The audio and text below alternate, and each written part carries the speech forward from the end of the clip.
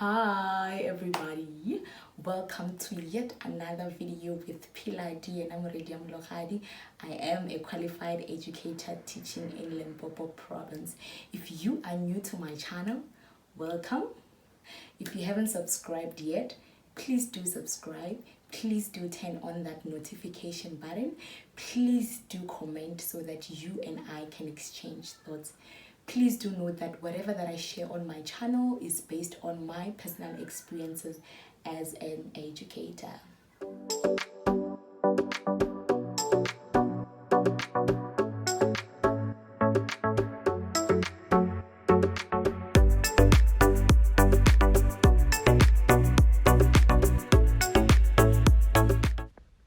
So guys, before I could even begin with my video, I just want to take you through the resources that I have used in my video. So these are the flashcards and puzzles, as well as some of the activities that I'm going to use in my video. So I just want to show you guys how I did them. Yes, so first thing first, these are the flashcards that I made. I got them from the internet, and I'm just gonna put the links under the description box. And then these are the puzzles that I used. I'm just gonna cut them nicely. I'll show you guys how I have cut them to make them nice. And then I've also used a laminating pouch. This is an A4 laminating pouch. I'm also going to be using an A3 laminating pouch. You don't have to have the variety of them. Look at my daughter grabbing things from the table. Oh my goodness. So guys, if you don't have all the time in the world to do this work from scratch on your laptop, please do download them. Do download the free printable materials. So I'm just going to quickly cut them out and I'm going to paste them on my A3 chart. Like I said, guys, you can use an A4 chart or A3 chart. You can use paper charts or hardboard. It doesn't matter.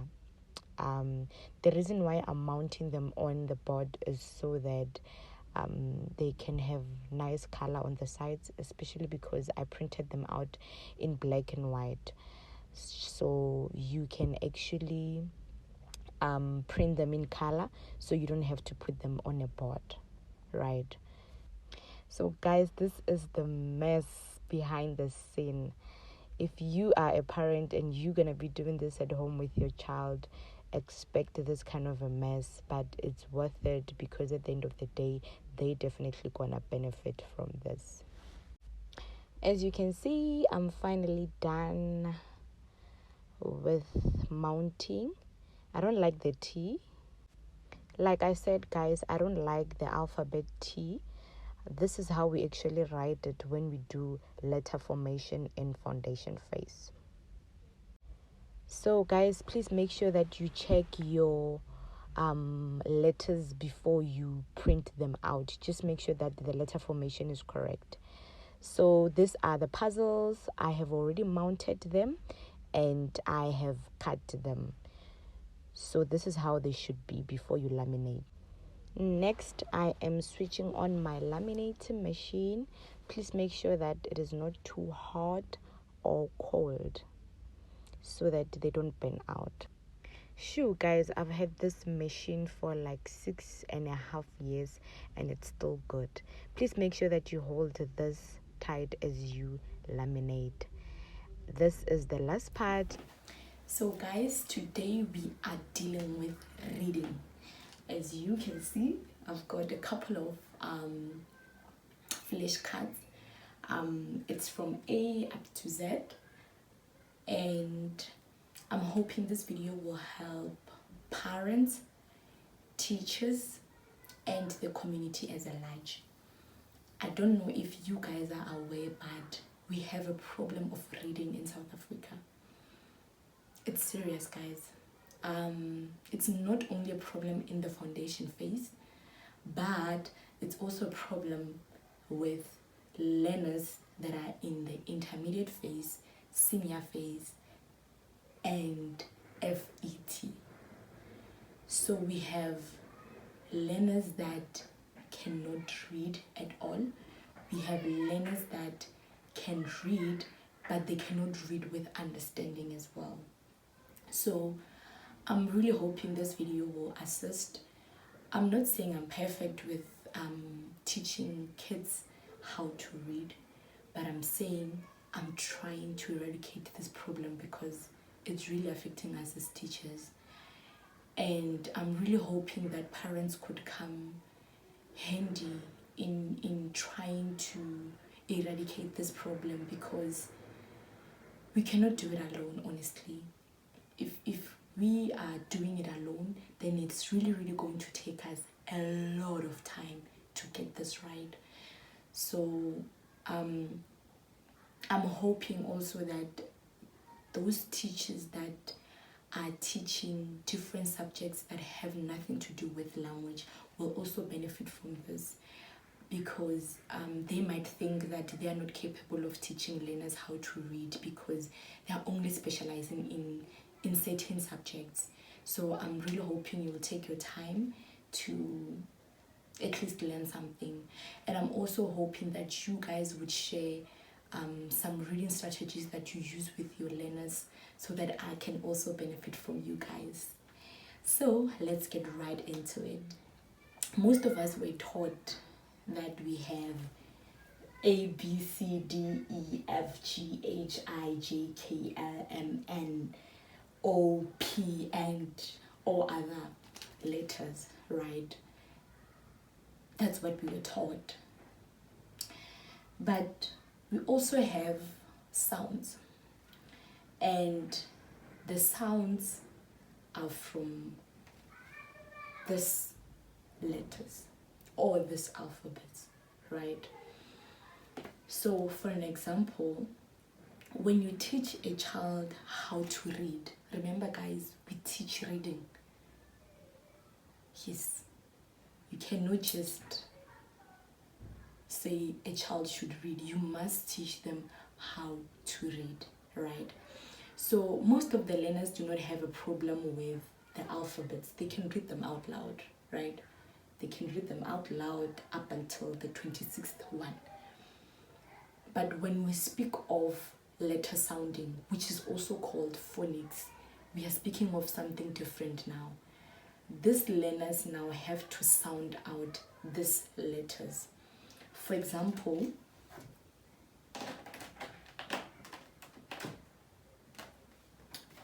on this flashcard, we normally say it's an A, right? A is an alphabet, but when we convert it to the sound of it, it's an E, right?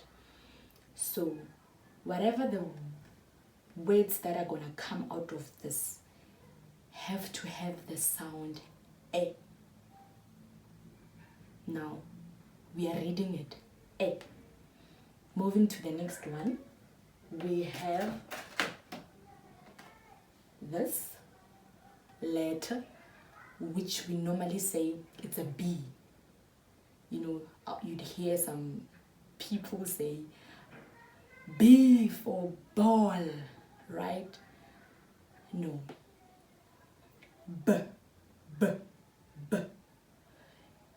Whatever word that you're gonna call or sound from this will have the sound B, B, B, B. Then we have C normally. With phonics, we're gonna say it's K, K, K, K, K. D, D, D, D, D. E for elephant.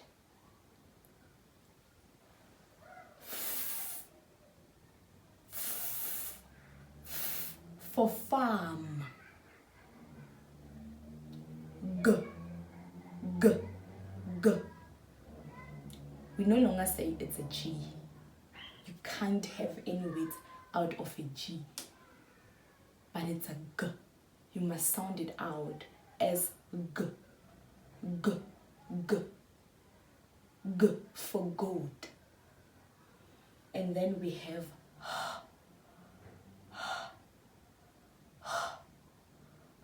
for head, for head, for hug.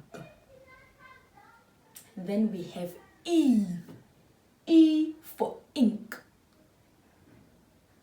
E for ink. Then we have J, J, J for jar, J for jump, J, K, O. K, O. So guys, let me just do a little recap of all the sounds again. So we have E for ant, E for apple. Okay.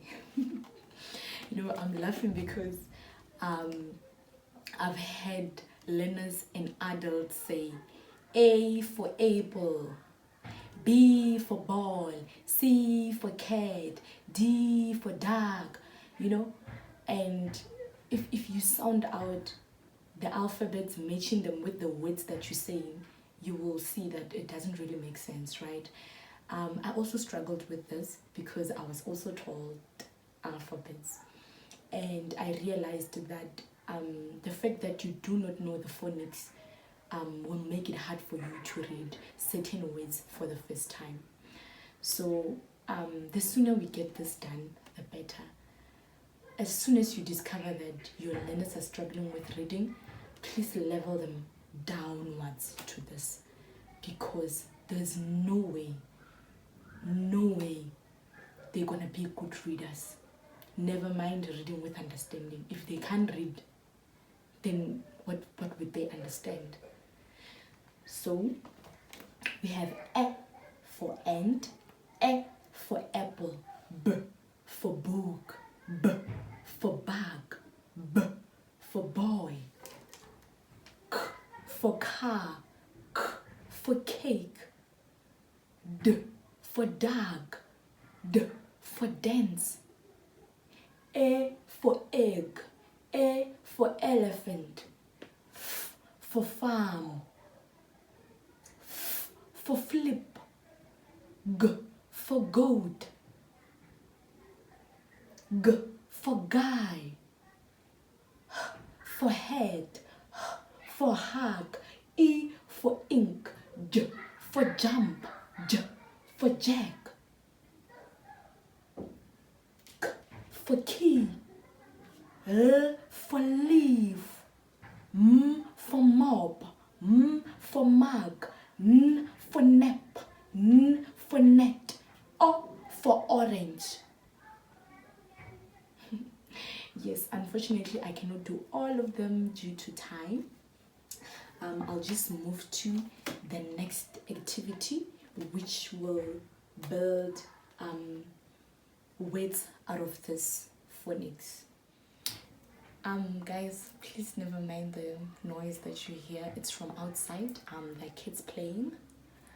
You should understand because we're dealing with kids.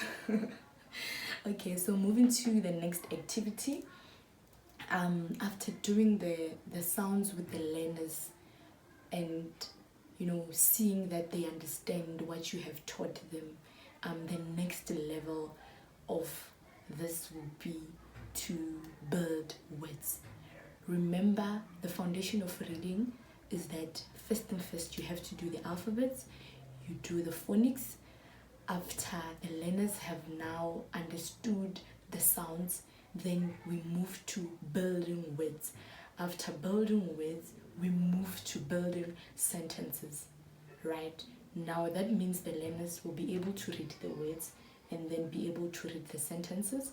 And then from sentences, we now move to building paragraphs. For this part of the activity, I really wish I was doing it in class. But due to Poppy Act, yeah, it's sad.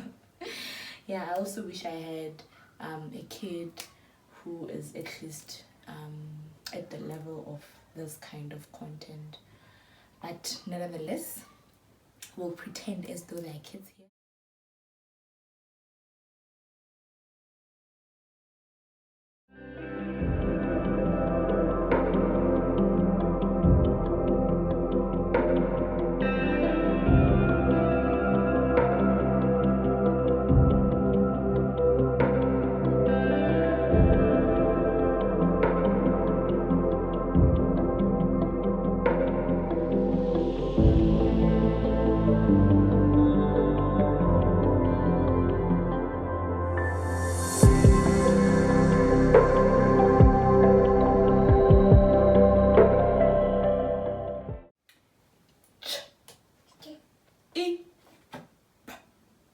Right?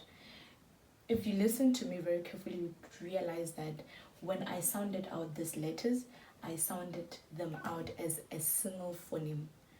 And this is called consonant die graph. It is a state where you actually have two phonemes as a single sound, right? Listen to me again. It's ch, I, p, cheap. So when you do them with your learners or your child at home, make sure that you teach them that some phonemes are single and some are actually double, though we sound them out as a single phoneme. I hope you got that right. So now let us move to the next activity that you can do with your child at home. Please make sure that you leave them to do everything on their own. Make sure that they do all the puzzles up until the end, and you will correct them once they are done, okay? I know you can get tempted to correct them, but please do let them do it. So you're gonna have all the puzzles on the floor or on the table, and then puzzled up, meaning mixed up, okay? Make sure that you don't match them because you'll be wasting their time. Okay, yeah, so this is how you're going to do it, or rather how I suggest you do it. So you're going to have your word, a full word, and tell them to give you an initial sound of the correct word, right? So you have ent, ent. So they must tell you what the initial sound is. And then once they told you, then they must put it in, right? So we have another one here, which is egg. You tell them to give you this correct initial sound, and they give you e, right? Then we have the word pig, p-i-g. That's how you should do it, right? You don't just call the word. Make sure that you segment the words for them, meaning you call the individual sounds so that they can give you the initial sound. P-i-g, pig.